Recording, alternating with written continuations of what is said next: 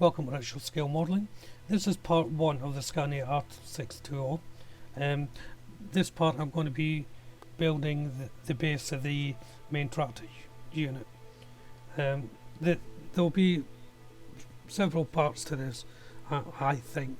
May get away with 2 depending on how long the build's going to take. So let's jump into it.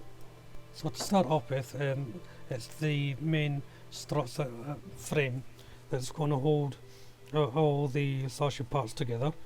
Just cleaning it up from any little spots and so forth. So I've taken all the first panel parts off the sprue. I've also painted as much as I can on the sprue. The predominant colour for this lot will be 09 Arclight by Revel Aqua Colours. Again, it was just easier to paint it all in one go. So once all the parts are cleaned and levelled off, it's time to put them together. Just simple gluing. The sachet struts here, they're very good. There's all the little holes and things are tight, but they do fit nicely.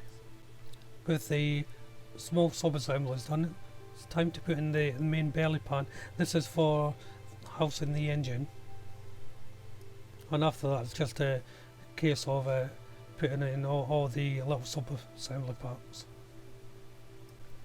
So carrying on with this, and as you say, sped up there because you don't need to see it all really. The predominant colours I'm using for this, as I said, was the 09 Arclight, but for the silver and aluminium parts I'm using Revel Aquacolor 91, which is steel, and that's for the bands around the canisters. And for the canisters themselves I'm using Revel Aqua Aluminium 99. Now for the struts and things like that you see there, they're also going to be in the steel colour. And again, on the instructions it doesn't really tell you what colour things should be, so it's entirely up to the builder really, how you would like to do it. But once everything's together, it's just a simple case. I'm adding the 2 parts of the slashes together now. On the suspension springs that you see here, once they were together, I done the actual springs in Tamiya Dark Iron XF84. Again, just to get a contrast or from the black. You try not to do it all one colour if you want a detailed kit. And the same process with the wheel axles.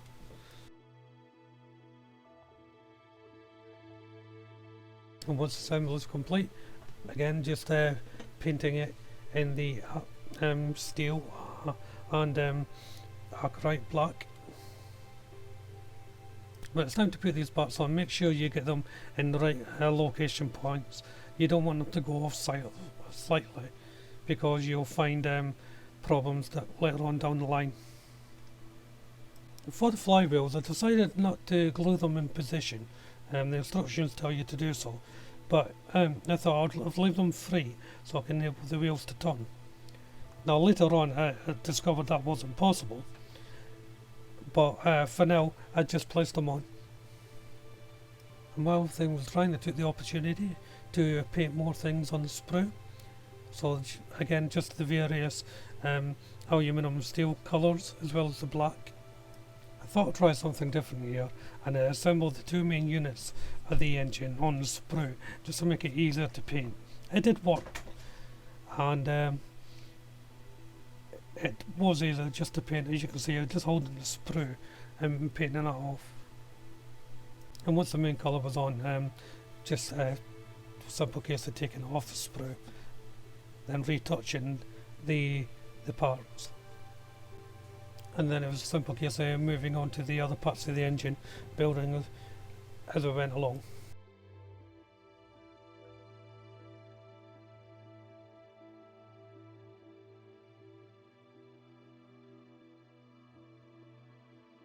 Again, with the engine, make sure all the parts are on properly before you attach the various units to the main block. For the top details of the rocket covers and so forth, this is all painted in the steel colour, and once it was painted, it was time to put it on. Try and paint these before you put them on, specifically, because there's little knots and crannies that you want to make sure you get that can be visible. And no, just do a quick check to make sure everything is in position. You really don't want it to go out of alignment on this stage. Now on the engine there's various manifold covers, pipes and connections that go onto it. For this part of the cover, they're stamped on it the Scania name, so I wanted to highlight that. So the best way I found was just get a graphic pencil and rub it over the name, and the letters stand out quite well. At this point of the build, again, look at the instructions and where everything goes. You want to make sure that nothing is going to impede your next stage. Now that the engine block is partially complete, it's time to put in the brackets that's going to hold the engine block. It's also going to be holding the cab once it's built as well. And I'm just checking the work, doing any touch-ups that need to be done. I'll be doing this periodically through the build. So now's a good time to start weathering the engine block. So I'm using Tamiya Weathering Master D, and I'm working with the oil stain, the burnt blue and the burnt red, just to highlight in the pipe work and so forth. And then for the main unit, I'm going over with Tamiya Weathering Master C, and I'm just putting a rough coat of gunmetal and then going over with the silver pigment. Once you're happy with it, it's time to place it into the belly pan. Now there's only 4 tiny little connection points on this, but again, make sure you get them straight. Making up the suspension arms now for the wheels. Now these parts are quite small and it was difficult to get a good camera angle on them, so just bear with it. That's the air reserve canisters on, and just putting on the leading rod now that turns the wheels. Now at one point you have to melt the plastic a little bit for the pin joints to hold, so they're free moving. So I'm just heating up a paint stirrer and laying it on to the part that needs to be heated up. And once it's all dried and cooled into place, you can see it's all free moving. And once the suspension arms and everything are made up, it's just a simple case again of gluing it onto the sachet. And the last to go on for this stage is the axles for the wheels. Onto the radiator grille.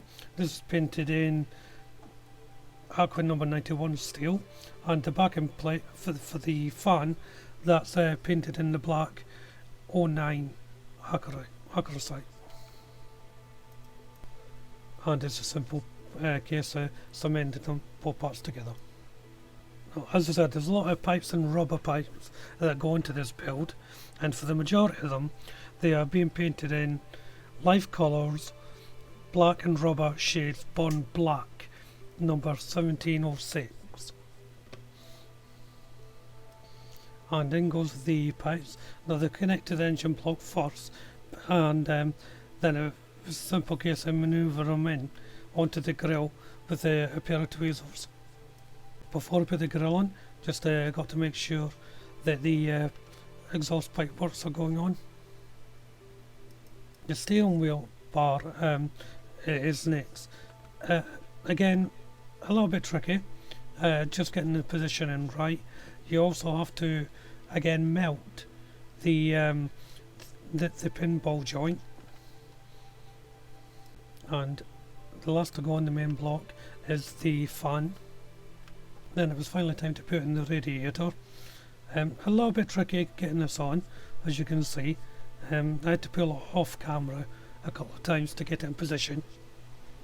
And once the radiator's on, it was time to put in the opposite side bracket to hold the engine. And the last of the sub-assembly parts for this one is the steering wheel engine bar. Again, it's important that you get this into the proper position, or you'll find that the mudguard fairing will be difficult to go on. So carrying on with the steering wheel bar, it was a bit tricky. One of the brackets popped out as I got to position, so I'm just gluing that back in. But this is going to be the end of part 1, and thank you all very much for watching. Part 2 will be up shortly, but in the meantime, why don't you check out my other builds? But for now, thank you, bye bye.